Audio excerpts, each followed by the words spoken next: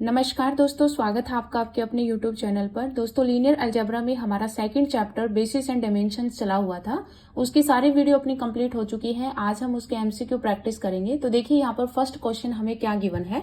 First question में दे रखा है कि लेट V, आपके पास V एक वेक्टर दे रखा है जो कि सब स्पेस है R की पावर 4 का। यानी कि यहाँ पर वेक्टर स्पेस क्या है, वेक्टर स्पेस आपका 4 डायमेंशनल यानी कि R की पावर 4 है। और इसका सब स्पेस हमें दे रखा है ABCD, जहां पर एक कंडीशन भी दे रखी है कि B माइनस में 2C plus D equals to में 0। ये आपका सब स्पेस है किसका, R की पावर 4 का। देन हमें यहाँ पर डायमेंशन ऑफ V निकालना है, यानी कि इस सब स्पेस की डायमेंशन हमें निकालनी है।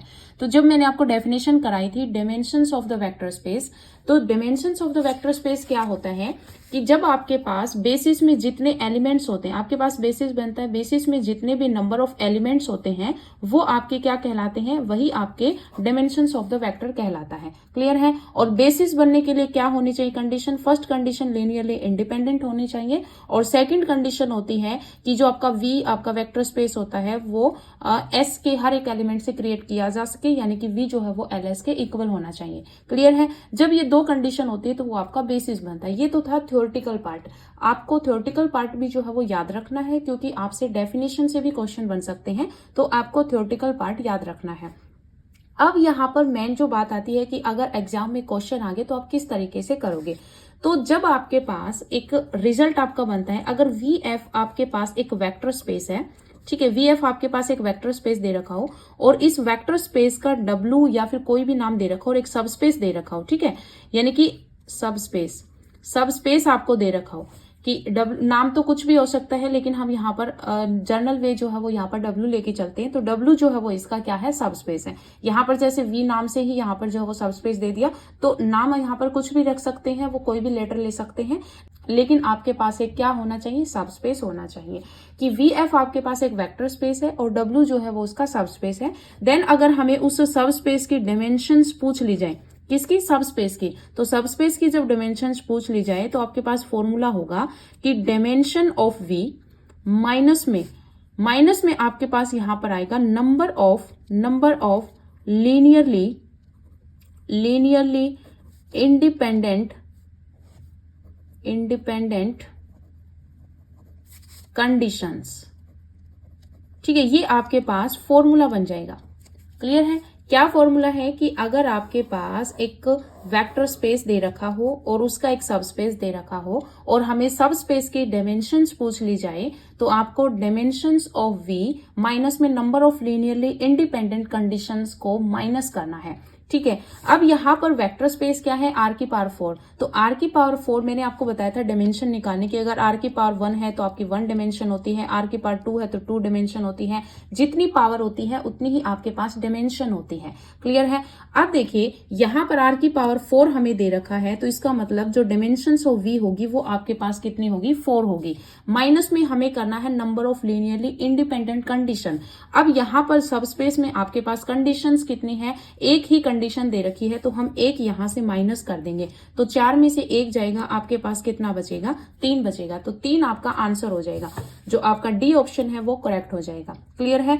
अब मान लीजिए इसी क्वेश्चन में आपको एक कंडीशन और ऐड करके दे दी जाए कि मान लीजिए आपको इस तरीके से दे दिया जाए कि A प्लस B प्लस में 2C इक्वल्स टू में 0। इस तरीके से जो है वो एक कंडीशन और अगर ऐड करके दे दी जाए, तो आपके पास यहाँ पर आंसर क्या आ जाएगा, आपके पास डायमेंशन ऑफ V कितनी है, 4 है, और यहाँ पर नंबर ऑफ इंडिपेंडेंट कंडीशंस कितनी हो जाएंगी, 2 हो जाएंगी। तो आपके पास आंसर जो है वो 2 आ जाएगा। क्लियर है। तो ये जो फॉर्मूला मैंने आपको बताया है, ये आपको बहुत अच्छे तरीके से याद रखना है। और ये कब लगता है, जब आपके पास एक वेक्टर स्पेस VF दे रखा हो, उसका सब स्पेस दे रखा हो और हमें सब स्पेस की डायमेंशंस पूछ रखी हो, तो हमारे पास जो फॉर्मूला होगा वो डायमेंशंस ऑफ V माइनस में number of linearly independent conditions, या फिर आप रिस्ट्रिक्शंस बोल सकते हो। क्लियर है। तो ये आपके पास फॉर्मूला हो जाएगा।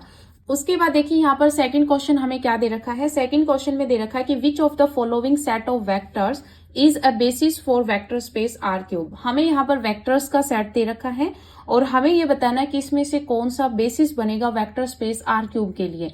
तो बेसिस को देखने के लिए आपको क्या करना होता है कि जो भी वेक्टर्स आपको दे रखा है उसका डिटर्मिनेट निकाल लीजिए। अगर डिटर्मिनेट की value does not equals to 0 आ जाए तो वहां पर आपके पास क्या होगा, वो लीनियरली इंडिपेंडेंट होगा, और अगर डिटर्मिनेट की वैल्यू 0 आ जाती है तो वो आपके पास लीनियरली डिपेंडेंट होगा। अभी यहाँ पर देखिए जो फर्स्ट आपके पास वेक्टर है उस वेक्टर में आप देखिए इसका डिटर्मिनेट क्या आएगा। तो आपको डिटर्मिनेट की वैल्यू जो है वो निकालनी आती है। तो आप देखिए यहाँ पर जो वेक्टर्स दे रखा है, यानी कि जो फर्स्ट आपके पास 3 डायमेंशंस में जो वेक्टर्स दे रखे हैं ये आपको कॉलम में लिखने हैं। ठीक है, तो 1 -1 1, फिर आपके पास आएगा 1 0 2, फिर आपके पास आएगा 2 -1 और 3। तो बाय ऑप्शन आपको यहाँ पर डिटर्मिनेट निकालना होता है। अगर डज नॉट इक्वल्स टू 0 आ जाए तो आपके पास वही लीनियरली इंडिपेंडेंट होगा, तो वही आपका बेसिस बनेगा। ठीक है, अब देखिए यहाँ पर फर्स्ट हम यहाँ पर 1 को एक्सपेंड करेंगे तो आपके पास ये क्या बनेगा, 0 और माइनस प्लस 2 हो जाएगा। फिर यहाँ पर -1 को एक्सपेंड करेंगे क्योंकि यहाँ पर माइनस आएगा, तो -1 को एक्सपेंड करेंगे तो ये आपके पास क्या आएगा, माइनस का 3 और प्लस का हो जाएगा 1। क्लियर है। फिर 2 को एक्सपेंड करेंगे तो प्लस का 2 आपके पास यहाँ पर आ जाएगा, माइनस का 2 माइनस का 0। अब देखिए ये आपके पास प्लस का 2 हो गया, यहाँ पर -2 बचेगा, -2 को इससे मल्टीप्लाई करोगे तो प्लस का 2 हो जाएगा, और ये 2 का 2 × 2 -4 हो जाएगा। क्लियर है। तो प्लस का 4 माइनस का 4 आपके पास 0 आएगा, यानी डिटर्मिनेट की वैल्यू 0 आ गई। इसका मतलब ये जो है वो आपका लीनियरली डिपेंडेंट है, तो आपके पास ये आंसर नहीं होगा। अब देखिए यहाँ पर बी जो ऑप्शन है इसको हम चेक करेंगे, 1 -1 1, फिर 1 0 2, फिर आपके पास है 2 1 1। तो इसकी डिटर्मिनेट वैल्यू हम निकालेंगे। तो हम पहले 1 को एक्सपेंड करेंगे। अब देखिए 1 को एक्सपेंड करेंगे तो आपके पास क्या आएगा, 0 माइनस में 2, फिर -1 को एक्सपेंड करेंगे तो आपके पास फर्स्ट रो सेकंड कॉलम चला जाएगा, तो आपके पास क्या बचेगा, -1 माइनस का 1। क्लियर है। फिर +2 को एक्सपेंड करेंगे तो आपके पास क्या आएगा, -2 -0। अब देखिए यहाँ पर आपके पास -2 होगा, ये आपके पास -1 -2 हो जाएगा, प्लस का 2 हो जाएगा, फिर ये आपके पास -4 हो जाएगा। ये आपस में कैंसिल हो गए, -4 बचा जो कि डज नॉट इक्वल्स टू 0, तो ये लीनियरली इंडिपेंडेंट होगा। तो यहाँ पर और ऑप्शन आपको चेक करने की जरूरी नहीं है, यही जो है वो आपके पास बेसिस हो जाएगा R³ के लिए। क्लियर है। तो इस तरीके से जो है वो आपको बेसिस निकालना होता है, आपको लीनियरली इंडिपेंडेंट चेक करना होता है फर्स्टली। तो अगर आपके पास डिटर्मिनेट की value does not equals to 0 आ गई तो वही आपके पास जो है वो बेसिस बन जाएगा। तो बस आपको डिटर्मिनेट की वैल्यू चेकआउट करनी होती है। क्लियर है। उसके बाद देखिए यहाँ पर थर्ड क्वेश्चन क्या है। थर्ड क्वेश्चन में है कि इन V3R का मतलब है यहाँ पर कि 3 डायमेंशन में है, तो V3R जो है ये आपके पास वेक्टर स्पेस है over the field real numbers. ठीक है, रियल नंबर्स जो है वो फील्ड है, उसके रिस्पेक्ट में आपके पास यहाँ पर V जो है वो वेक्टर स्पेस है। Examine the following sets of vectors for linear dependence. हमें यहाँ पर 2 आपके पास सेट दे रखे हैं, इन 2 सेट्स में से हमें ये बताना है कि कौन सा लीनियरली डिपेंडेंट है और कौन सा लीनियरली इंडिपेंडेंट है। क्लियर है। तो देखिए यहाँ पर जो फर्स्ट हमें सेट दे रखा है इसमें हमें दे रखा है 2 1 2 एंड 8 4 8। तो देखिए एक चीज आप यहाँ पर ऑब्जर्व कीजिए, यहाँ पर जो आपके पास फर्स्ट जो ये वेक्टर दे रखा है इसको अगर हम 4 से मल्टीप्लाई कर दें, ठीक है, किससे मल्टीप्लाई कर दें, अगर 4 से मल्टीप्लाई कर दें तो ये आपके पास सेकंड वेक्टर बन रहा है। 4 दूनी 8, 4 एकम 4 और 4 दूनी 8। क्लियर है। तो इसका मतलब फर्स्ट वेक्टर को अगर हम किसी स्केलर के साथ मल्टीप्लाई कर रहे हैं तो आपका सेकंड वेक्टर आ रहा है। तो देखिए जब मैंने आपको लीनियरली डिपेंडेंट और लीनियरली इंडिपेंडेंट सेट की डेफिनेशंस करवाई थी, वहां पर मैंने आपको उनकी प्रॉपर्टीज भी करवाई थी। तो वहां पर मैंने आपको एक प्रॉपर्टी करवाई थी कि अगर 2 वेक्टर्स आपके, अगर मान लीजिए 2 वेक्टर्स हैं और वो दोनों वेक्टर्स क्या हैं, लीनियरली डिपेंडेंट हैं, कि अगर 2 वेक्टर्स लीनियरली डिपेंडेंट है तो आपके पास then one of them is scalar multiple of other. ठीक है, ये मैंने आपको प्रॉपर्टी करवाई थी कि अगर आपके पास 2 वेक्टर लीनियरली डिपेंडेंट है तो उनमें से जो एक आपके पास वेक्टर होगा वो दूसरे का स्केलर मल्टीपल होगा। अब यहाँ पर ये कंडीशन बन रही है कि आज एक जो वेक्टर है वो दूसरे का स्केलर मल्टीपल आ रहा है। जैसे यहाँ पर हमें दे रखा है 2 1 2, इसको जब हम 4 से मल्टीप्लाई कर रहे हैं तो आपके पास सेकंड वेक्टर जो है वो बन रहा है 8 4 8। ठीक है, ये जो वेक्टर है वो आपका बन रहा है। तो मतलब एक वेक्टर का स्केलर मल्टीपल यहाँ पर बन के दूसरा वेक्टर आ रहा है। तो इसका मतलब ये जो दोनों वेक्टर्स हैं वो क्या है, लीनियरली डिपेंडेंट है। अगर लीनियरली डिपेंडेंट आपको पहले से दे रखा हो तो आप उनको एक कोई भी एक जो है वो किस में आएगा, उसके स्केलर मल्टीपल में आएगा। और यहाँ पर स्केलर मल्टीपल बन रहा है, इसका मतलब लीनियरली डिपेंडेंट सेट है ये दोनों। क्लियर है? तो ये चीज आपको याद रखनी है। इस रिजल्ट से जो है ये आप क्वेश्चन कर सकते हैं। तो ये जो आपका फर्स्ट जो होगा ये आपका क्या रहेगा, लीनियरली डिपेंडेंट रहेगा। तो ये आपको याद रखना है। सेकंड देखिए, सेकंड वेक्टर जो है वो हमें दे रखा 1 2 0, फिर हमें दे रखा 0 3 1, फिर -1 0 1। तो इसको लीनियरली डिपेंडेंट और इंडिपेंडेंट चेक करने के लिए आप इसका डिटर्मिनेंट निकाल लीजिए। तो हमें दे रखा है 1 2 0, फर्स्ट वेक्टर आपको ये दे रखा है, फिर दे रखा है 0 3 1, फिर आपको दे रखा है -1 0 1। इसका आपको क्या करना है, डिटर्मिनेंट निकालना है। तो डिटर्मिनेंट निकालो। पहले हम यहाँ पर 1 को एक्सपेंड करेंगे तो आपके पास बनेगा 3 -0, फिर हम यहाँ पर 0 को एक्सपेंड करेंगे तो आपके पास ओवरऑल 0 ही बनेगा, फिर हम यहाँ पर -1 को एक्सपेंड करेंगे तो आपके पास क्या बनेगा, 2 माइनस में 0। तो ये आपके पास 2 बच गया, प्लस में ये तो आपका ओवरऑल 0 ही रहेगा। फिर यहाँ पर देखिए -2 है, तो देखिए यहाँ पर आपके पास क्या बचेगा, 3 में से 2 जाएगा, आपके पास क्या बचेगा, 1 बचेगा, जो कि डज नॉट इक्वल्स टू क्या है, 0 है। तो ये डज नॉट इक्वल्स टू 0 आ गया। इसका मतलब जो आपके पास वेक्टर है वो लीनियरली इंडिपेंडेंट है। क्या है, लीनियरली इंडिपेंडेंट सेट है। शॉर्टकट में आप इसको LI लिख सकते हो, लीनियरली इंडिपेंडेंट। तो ये लीनियरली इंडिपेंडेंट है। इसका मतलब फर्स्ट आपका लीनियरली डिपेंडेंट आया, सेकंड लीनियरली इंडिपेंडेंट आया। तो यहाँ पर दे रखा है बोथ लीनियरली डिपेंडेंट, गलत हो गया। बोथ लीनियरली इंडिपेंडेंट गलत हो गया, नन आपका होएगा नहीं। फिर आपके पास सी जो डी ऑप्शन है ये आपका यहाँ पर करेक्ट हो जाएगा कि फर्स्ट इज लीनियरली डिपेंडेंट। यहाँ पर दे रखा है कि first is linearly dependent and second is linearly independent. तो ये ऑप्शन आपका यहाँ पर करेक्ट हो जाएगा। तो ये चीज जो है वो आपको याद रखनी है कि अगर आपको लीनियरली इंडिपेंडेंट चेक करना है तो आप डिटर्मिनेंट निकाल लीजिए। और अगर आपको इस तरीके से वेक्टर्स दे रखा है और अगर आपको ये ऑब्जर्व हो सकता है तो आप ऑब्जर्व करने की कोशिश कीजिए कि एक जो है वो दूसरे के किसी स्केलर मल्टीपल में आ रहा है तो वो लीनियरली डिपेंडेंट होगा। क्लियर है? तो इस तरीके से जो है वो आप क्वेश्चंस को जल्दी कर पाओगे। अब देखिए यहाँ पर नेक्स्ट क्वेश्चन। अब देखिए यहाँ पर जो 4th नंबर क्वेश्चन है ये आपका स्टेटमेंट से बनाया हुआ क्वेश्चन है। हमें दे रखा है कि which of the followings are not true. हमें जो नीचे दे रखा है इसमें से बताना है कि कौन सा सही नहीं है। तो फर्स्ट दे रखा है कि every subset of a linearly independent set is linearly independent. तो ये जब मैंने आपको लीनियरली इंडिपेंडेंट और डिपेंडेंट की जो प्रॉपर्टीज करवाई थी उसमें मैंने आपको प्रॉपर्टी करवाई थी कि अगर लीनियरली इंडिपेंडेंट की बात है तो उसका सबसेट जो होगा वो लीनियरली इंडिपेंडेंट होगा। और एक प्रॉपर्टी मैंने इसके साथ करवाई थी, अगर डिपेंडेंट की बात है तो उसका जो सुपर सेट होगा वो आपका डिपेंडेंट होगा। तो ये दोनों प्रॉपर्टीज आप दोनों एक साथ जो है वो याद रखिए। ये आपका सही हो जाएगा। हमें बताना है नॉट ट्रू, तो ये तो सही है तो इसका आंसर नहीं होगा। सेकंड हमें दे रखा है कि a set which contains the null vector, कि एक सेट है जिसके अंदर नल वेक्टर जो है वो कंटेन कर रहा है। नल वेक्टर को आप 0 वेक्टर इस तरीके से इसको डार्क लिख सकते हो। ये आपके पास क्या नल वेक्टर है, वो लीनियरली इंडिपेंडेंट होता है। तो ये जो बात है ये आपकी गलत है। तो यहाँ पर इसका आंसर जो है वो आपका यही हो जाएगा, क्योंकि वो लीनियरली जो आपके पास एक सेट होता है उसके अंदर अगर आपके पास नल वेक्टर होता है तो वो आपका लीनियरली डिपेंडेंट बनता है, वो आपका लीनियरली इंडिपेंडेंट नहीं बनता। तो जो आपका नल वेक्टर होता है वो क्या होता है, लीनियरली डिपेंडेंट होता है। तो ये चीज आप याद रखिए कि अगर आपके पास नल वेक्टर है तो नल वेक्टर जो है वो लीनियरली डिपेंडेंट होता है। और आप इस तरीके से भी इसको लिख सकते हैं। और अगर सिंगलटन सेट अगर आपको कोई दे रखा है तो वो आपका लीनियरली इंडिपेंडेंट होता है। सिंगलटन सेट में 0 के अलावा कोई वेक्टर होता है, 0 के अलावा अगर कोई और एलिमेंट होता है तो वो आपके पास लीनियरली इंडिपेंडेंट होता है। और नल सेट में सिर्फ 0 वेक्टर है तो वो आपका लीनियरली डिपेंडेंट होता है। अब अगर किसी सेट के अंदर आपके पास नल वेक्टर दे रखा है तो वो आपका लीनियरली इंडिपेंडेंट नहीं जबकि लीनियरली डिपेंडेंट होता है। और ये कह रहा है कि लीनियरली इंडिपेंडेंट होता है, तो ये आपका गलत हो जाएगा। यहाँ पर नॉट ट्रू ही पूछा हुआ था, तो ये आपका आंसर हो जाएगा। नेक्स्ट आप देख सकते हैं कि if two vectors of a vector space VF are linearly dependent then one of them is scalar multiple of other। तो ये अभी मैंने आपको जैसे क्वेश्चन करवाया था उसमें भी मैंने आपको बताया था ये एक प्रॉपर्टी है, तो ये आपकी सही है, तो ये आपकी सही है। नन ऑफ दिस होगा नहीं, तो बी ऑप्शन आपका यहाँ पर करेक्ट हो जाएगा। क्लियर है? अब यहाँ पर नेक्स्ट जो आपके पास 5th नंबर क्वेश्चन है वो क्या है कि if W1 and W2 are sub space of V, कि W1 और W2 जो है वो आप सब स्पेस है V के। डायमेंशन ऑफ W1 हमें दे रखा है 4, डायमेंशन ऑफ W2 हमें 5 दे रखा है एंड डायमेंशन ऑफ V जो है वो 7 दे रखा है। ठीक है, यानी कि आपके पास जो सब स्पेस है उनकी डायमेंशंस दे रखी है और वेक्टर स्पेस की डायमेंशंस दे रखी है। Then find the possible value of dimension W1 intersection W2। हमें यहाँ पर पॉसिबल वैल्यू बतानी है dimension of W1 intersection W2 की।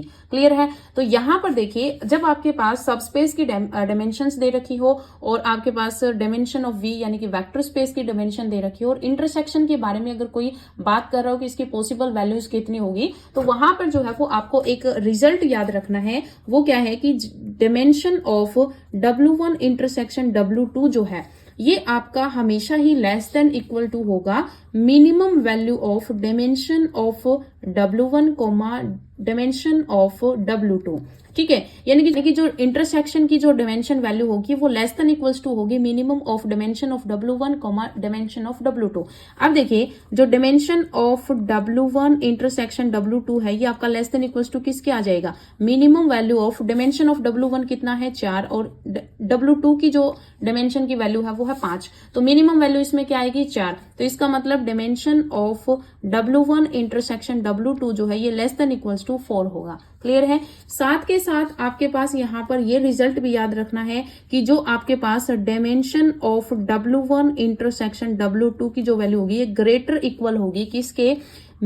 यहाँ पर मैक्सिमम आएगा, मैक्सिमम वैल्यू ऑफ 0,0 और आपके पास यहाँ पर जो फॉर्मूला बनेगा डायमेंशन ऑफ W1 प्लस में डायमेंशन ऑफ W2 और माइनस में डायमेंशन ऑफ V। ठीक है, इनमें हमें मैक्सिमम वैल्यू लेनी है। यहां पर 0 क्यों लिया जाता है? क्योंकि अगर आपके पास ये जो रिजल्ट है वो नेगेटिव में आ जाए तो मैक्सिमम यहां पर 0 आ जाएगा, यानी कि डायमेंशन आपकी नेगेटिव तो हो नहीं सकती। तो मैक्सिमम जो है वो हम 0, इस फॉर्मूले के according dimension of W1 plus dimension of W2 minus में डायमेंशन ऑफ V, इसमें जो मैक्सिमम वैल्यू होगी वही आपके पास क्या होगी? वो आपके पास जो डायमेंशन W1 इंटरसेक्शन W2 है वो उस वैल्यू से ग्रेटर इक्वल होगा। लेस इक्वल किससे होगा? Minimum of dimension of W1 dimension of W2। तो यहां पर सॉल्व करो तो maximum value of 0, dimension of W1 कितना है? 4, डायमेंशन ऑफ W2 है 5, माइनस में डायमेंशन ऑफ V कितना है? 7। तो 9 माइनस में 7 कितना आ गया? 2। तो यहां पर हमें मैक्सिमम वैल्यू लेनी है 0,2 में से, तो मैक्सिमम वैल्यू तो 2 आएगी। तो आपके पास dimension of W1 intersection W2 जो है ये ग्रेटर इक्वल्स टू होगा 2 से। अब यहां पर आपका प्रॉपर रिजल्ट जो है वो क्या बनेगा कि 2 लेस देन इक्वल्स टू में dimension of W1 intersection W2, और ये किससे लेस देन इक्वल्स टू होगा? 4 के। तो यहाँ पर यानी कि मैं जो फर्स्ट है और ये सेकंड है इसको मैंने कंबाइन कर दिया तो आपका एक रिजल्ट ये बनके तैयार हो गया। तो यानी कि आपके पास dimension of W1 intersection W2 की जो पॉसिबल वैल्यू है वो क्या होंगी? यहाँ पर इक्वल का साइन है तो 2 होगा, 3 होगा क्योंकि बीच में 3 भी आ रहा और फिर 4 होगा, यानी कि आपके पास ये 3 पॉसिबल वैल्यू जो है वो आपकी है dimension of W1 intersection W2। तो ये रिजल्ट्स आपको याद रखने हैं। क्लियर है? फर्स्ट रिजल्ट है कि जो लेस देन होगा मिनिमम ऑफ सबस्पेसेस के डायमेंशन से, और आपका ये ग्रेटर होगा W1 इंटरसेक्शन W2 का जो डायमेंशन होगा वो ग्रेटर होगा मैक्सिमम वैल्यू 0 और dimension of W1 plus W2 minus में डायमेंशन ऑफ V। तो ये जो रिजल्ट है वो आपको बहुत अच्छे तरीके से याद रखने हैं, यहां से सीधे क्वेश्चन बनने के चांस हैं। क्लियर है? तो आपके पास यहाँ पर 3 पॉसिबल वैल्यू आ गई, तो 2, 3 और 4 जो है वो ए ऑप्शन में हमें दे रखा है, तो ये आपका आंसर हो जाएगा। क्लियर है? अब देखिए यहाँ पर नेक्स्ट आपके पास 6th क्वेश्चन क्या है? 6th क्वेश्चन में दे रखा है कि इफ x1, x2 और xr is a linearly independent system of n by 1 column vectors and A is an n by n singular matrix, then हमें बताना है कि AX1, AX2 से लेकर AXR तक ये आपके पास क्या बनेगा? लीनियरली डिपेंडेंट होगा, लीनियरली इंडिपेंडेंट होगा, या फिर आपके पास कुछ नहीं बनेगा, ना तो लीनियरली डिपेंडेंट या इंडिपेंडेंट। यानी कि मैन तो यहाँ पर 2 ही ऑप्शन जो है वो आपके बताने के लीनियरली डिपेंडेंट होगा या फिर लीनियरली इंडिपेंडेंट होगा। तो देखिए, एक सिंपल रिजल्ट आपको याद रखना है। एक रिजल्ट मैंने आपको जो है वो प्रॉपर्टीज में करवाया था, जब मैंने आपको लीनियरली डिपेंडेंट और इंडिपेंडेंट सेट की जो प्रॉपर्टीज करवाई थी वहां पर मैंने आपको बताया था कि अगर आपके पास x1 से लेकर xr तक लीनियरली इंडिपेंडेंट सिस्टम है, ठीक है, लीनियरली इंडिपेंडेंट सिस्टम है of n by 1 column vectors का, तो ये आपके पास एक नॉन सिंगुलर मैट्रिक्स होगी। ठीक है, यहां पर अगर एक नॉन सिंगुलर मैट्रिक्स ए अगर हम लेंगे और उनके यहां पर हम मल्टीप्लाई करेंगे तो वो आपके पास लीनियरली इंडिपेंडेंट ही आएगा। क्लियर है। लेकिन अगर आपके पास जो मैट्रिक्स है वो सिंगुलर मैट्रिक्स है, तो अगर वो सिंगुलर मैट्रिक्स है तो इसका मतलब डिटर्मिनेंट 0 आएगा। तो आप इस तरीके से भी अंदाजा लगा सकते हैं कि अगर डिटर्मिनेंट की वैल्यू 0 है, तो मैंने आपको पहले बताया था कि डिटर्मिनेंट की वैल्यू 0 आएगी तो वो लीनियरली डिपेंडेंट होगा, तो ये भी आपका क्या बन जाएगा, लीनियरली डिपेंडेंट बन जाएगा। क्लियर है।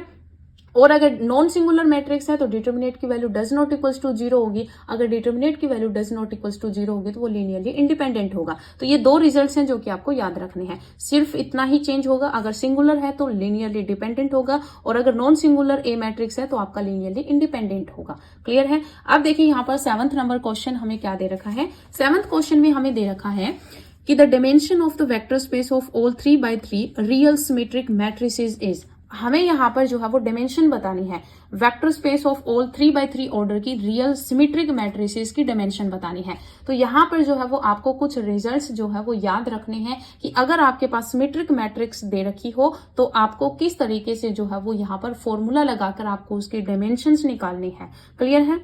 तो देखिए यहाँ पर जो है वो रिजल्ट्स मैंने लिख रखे हैं। ये रिजल्ट्स आपको याद रखने हैं कि अगर आपके पास एक मैट्रिक्स दे रखी हो, सिमेट्रिक मैट्रिक्स, अगर सिमेट्रिक मैट्रिक्स देकर अगर आपसे डायमेंशन पूछ लिया जाए, ठीक है, डायमेंशन पूछ लिया जाए फील्ड, तो अगर फील्ड आपके पास रियल नंबर की है और सिमेट्रिक मैट्रिक्स का अगर आपसे डायमेंशन पूछ लिया जाए तो फॉर्मूला आपका यहाँ पर होगा n इंटू n+1/2।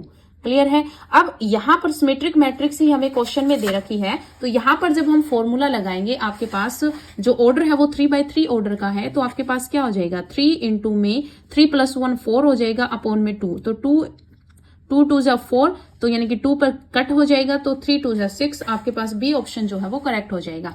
तो यहाँ पर जो है वो हमें क्वेश्चन में जो दे रखा था वो सिमेट्रिक मैट्रिक्स का दे रखा था, तो आपके पास फॉर्मूला n इंटू n+1/2 बनेगा, और यहाँ पर फील्ड जो है वो रियल नंबर्स की है। तो आपको दो चीजें क्वेश्चन को करते हुए ध्यान में रखनी है। फर्स्ट तो आपको ये देखना है कि मैट्रिक्स किसकी है, सिमेट्रिक है, स्क्यू सिमेट्रिक मैट्रिसेस है, डायगोनल है, या फिर अपर या लोअर ट्रायंगल मैट्रिक्स है। क्लियर है। फिर आपको ये देखना है कि फील्ड किसकी है। तो यहाँ पर जो है वो फील्ड दो बनती है, एक तो रियल नंबर्स की या फिर कॉम्प्लेक्स नंबर्स की। तो अगर आपके पास सिमेट्रिक मैट्रिक्स दे रखा है और फील्ड रियल नंबर्स की और डायमेंशन पूछ ली जाए तो फॉर्मूला होगा n इंटू n+1/2, या फिर आपको ये इस तरीके से भी लिखा हुआ मिल सकता है n² प्लस में n/2, ये अंदर n की मल्टीप्लाई करके।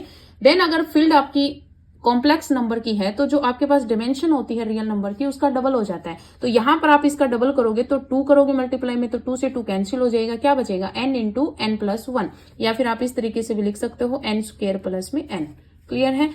उसके बाद देखिए यहाँ पर अगर आपको स्क्यू सिमेट्रिक मैट्रिक्स दे रखी है, डायमेंशंस पूछ ली जाए और फील्ड रियल नंबर की है तो फॉर्मूला होगा n इंटू n-1 अपॉन में 2, और अगर फील्ड आपकी कॉम्प्लेक्स नंबर की है तो आपके पास फॉर्मूला हो जाएगा, इसका डबल करोगे तो n इंटू n-1 हो जाएगा। क्लियर है। बात देखिए यहाँ पर थर्ड है आपके पास स्केलर मैट्रिक्स। तो स्केलर मैट्रिक्स की डायमेंशन जो होती है over the field real number, तो फील्ड नंबर के रिस्पेक्ट में तो 1 होती है, और कॉम्प्लेक्स नंबर अगर फील्ड है तो वहां पर आपके पास स्केलर मैट्रिक्स की जो डायमेंशन होती है वो 2 होती है। क्लियर है। फिर देखिए यहाँ पर और एक चीज की डायमेंशन जो है वो किस पर डिपेंड करती है, डायमेंशन आपकी डिपेंड करती है कि आप कितनी पॉसिबल एंट्रीज जो है वो आप विदाउट किसी और कंडीशन के रख सकते हो। जैसे कि स्केलर मैट्रिक्स है, इसमें आपको अच्छे से समझा देती हूँ। मान लीजिए स्केलर मैट्रिक्स है, और स्केलर मैट्रिक्स क्या होती है, स्केलर मैट्रिक्स में जो आपके पास डायगोनल एलिमेंट्स होते हैं वो आपके पास क्या होते हैं, सेम होते हैं। ठीक है, क्या होते हैं, सेम होते हैं। बाकी आपके पास 0 होती है। तो यहाँ पर जो है बाकी तो 0 है, आपके फिक्स है, 0 रहेंगी क्योंकि स्केलर मैट्रिक्स है। तो यहाँ पर जो है वो एक ही कंडीशन है कि अगर आपने यहाँ पर 2 ले लिया तो यहाँ पर आपको 2 ही लेना होगा, क्योंकि ये स्केलर मैट्रिक्स है। यहाँ पर अगर आपने 3 ले लिया तो 3 लेना होगा, यानी कि आप सिर्फ एक ही फ्री एंट्री कर सकते हो 1 की। ठीक है, यानी कि 1 एक ही फ्री एंट्री कर सकते हो। 2 लिखो, 3 लिखो, 4 लिखो, n लिखो, जो मर्जी लिखो। यहाँ पर अगर जो लिख दिया तो सारे ही डायगोनल नंबर्स पर आपको वही लिखना होगा।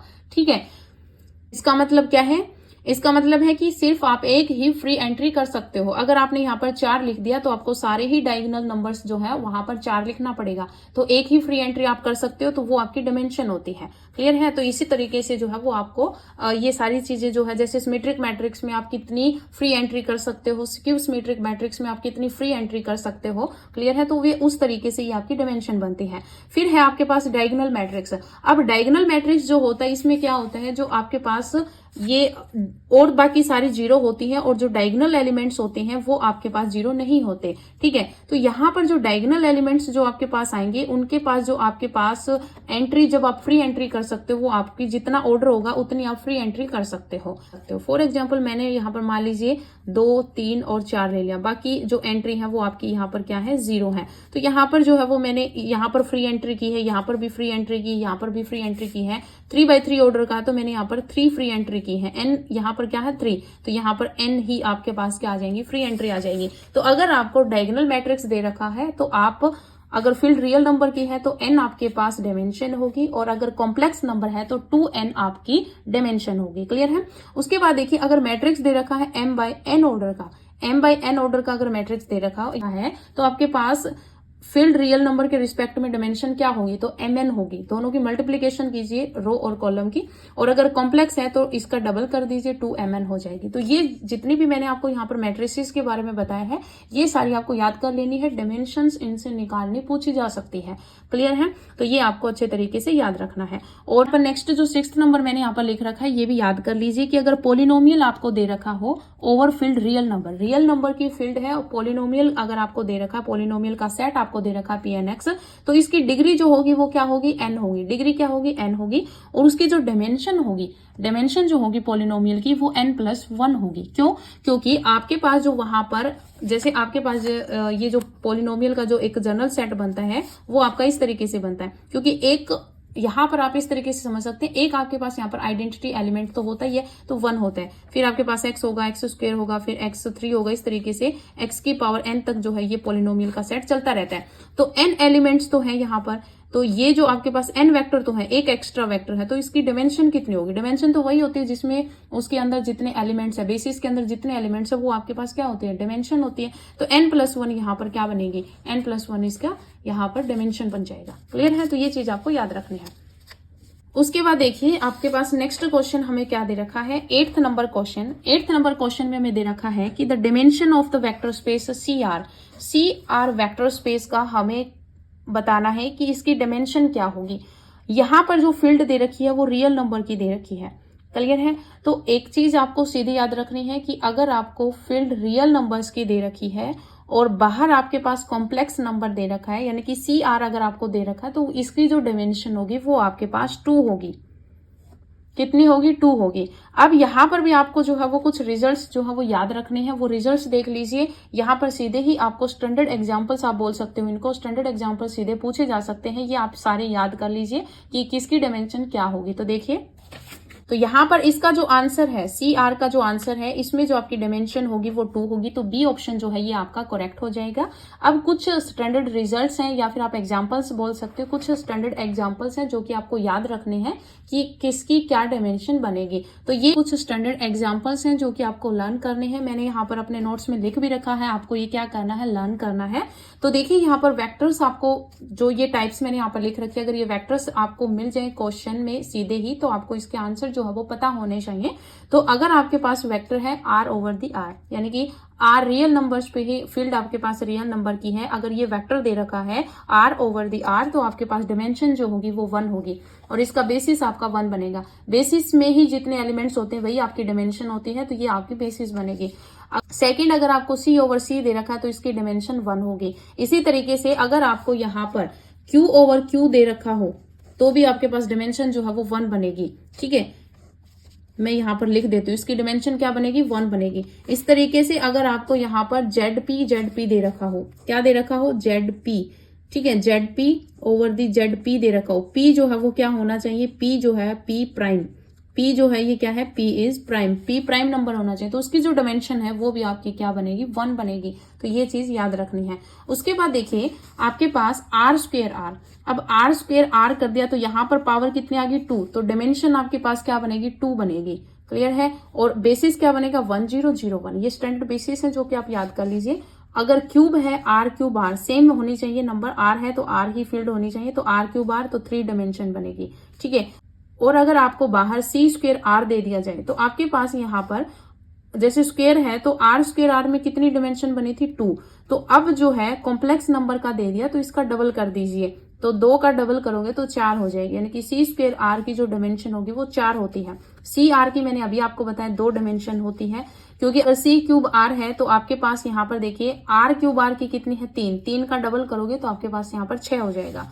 और अगर ये आपको स्टैंडर्ड एग्जाम्पल आ जाए सीधा आर क्यू, तो यहाँ पर जो फील्ड है वो रेशनल नंबर की है, तो ये इसकी जो आपकी डायमेंशन बनती है वो इनफाइनाइट बनती है, ये आपको याद करना है। क्लियर? तो ये जो है वो आपके पास कुछ स्टैंडर्ड एग्जांपल्स थे जो कि आपको याद रखने हैं, और ये रिजल्ट्स अगर आप याद रखोगे तो उतना ही बेनिफिट रहेगा, क्योंकि अगर सीधे एग्जांपल्स ये पूछ लिए जाएं तो आप सीधा ही आंसर लगा पाए। क्लियर है? अब देखिए यहाँ पर नेक्स्ट क्वेश्चन क्या है। यहाँ पर 9th नंबर क्वेश्चन हमें क्या दे रखा है, 9th दे रखा है कि let V F be a finite dimensional vector space over the field F and W be as sub space of V. एक वेक्टर स्पेस दे रखा है और उसका सब स्पेस हमें दे रखा है। वेक्टर स्पेस जो वी है उसकी डायमेंशन हमें 5 दे रखी है, और जो सब स्पेस डब्ल्यू है उसकी डायमेंशन हमें 3 दे रखी है। देन हमें यहाँ पर डायमेंशन ऑफ डब्ल्यू डैश निकालना है। तो देखिए मैंने आपको लास्ट जो डेफिनेशन करवाई थी बेसिस एंड डायमेंशंस के चैप्टर में, वो थी आपके पास कॉम्प्लीमेंट्री सबस्पेस।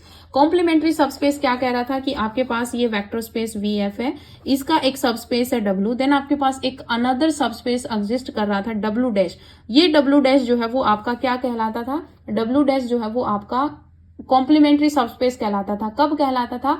जब वेक्टर स्पेस वी को इन दोनों के डायरेक्ट सम में लिख सकते थे, तो वो आपके पास कॉम्प्लीमेंट्री सबस्पेस होता था। इसी पर बेस्ड आपके पास एक थ्योरम थी कि अगर आपको डायमेंशन ऑफ डब्ल्यू डैश निकालना आ जाए तो इसका फॉर्मूला क्या होगा, डायमेंशन ऑफ वी माइनस में डायमेंशन ऑफ डब्ल्यू। ठीक है, डब्ल्यू डैश का अगर आपको यहाँ पर निकालना, तो मैंने आपको बताया था आप सीधा याद कर सकते हैं। अगर हमें डब्ल्यू डैश निकालना है तो कंप्लीट वी एफ में से ये डब्ल्यू सब्सट्रैक्ट कर दो, तो आपके पास डायमेंशन ऑफ डब्ल्यू डैश यानी कॉम्प्लीमेंट्री सबस्पेस आ जाएगा। तो यहाँ पर भी यही होगा, डायमेंशन ऑफ वी 5 में से 3 को सब्सट्रैक्ट करो, 2 बच जाएगा, तो ए ऑप्शन आपका यहाँ पर करेक्ट हो जाएगा। अब देखिए यहाँ पर 10वां क्वेश्चन क्या है। 10वां क्वेश्चन हमें दे रखा है कि if W1 and W2 are subspaces of a finite dimensional vector space V, कि W1 और W2 जो है वो आपके पास सब स्पेस है finite dimensional vector space V के, देन हमें यहाँ पर बताना है कि dimension of W1 plus dimension of W2 is equals to, ये किसके इक्वल होगा ये आपको बताना है। तो एक रिजल्ट याद करवाया था कि अगर W1 W2 आपके पास 2 सब स्पेस है वेक्टर स्पेस VF के, देन आपके पास यहाँ पर जो dimension of W1 plus W2 का जो रिजल्ट है वो मैंने आपको याद करवाया था, वो था कि डायमेंशन ऑफ W1 प्लस में डायमेंशन ऑफ W2 माइनस में dimension of W1 intersection W2। अब हमें इसकी वैल्यू फाइंड आउट करनी है, तो अगर हमें यहाँ पर डायमेंशन ऑफ W1 प्लस में डायमेंशन ऑफ W2 की वैल्यू निकालनी है, तो ये आपके पास हो जाएगा डायमेंशन ऑफ W1 प्लस में W2, ये उस साइड जाएगा तो प्लस में dimension of W1 intersection W2 हो जाएगा। क्लियर है? तो ये आपके पास रिजल्ट आ जाएगा।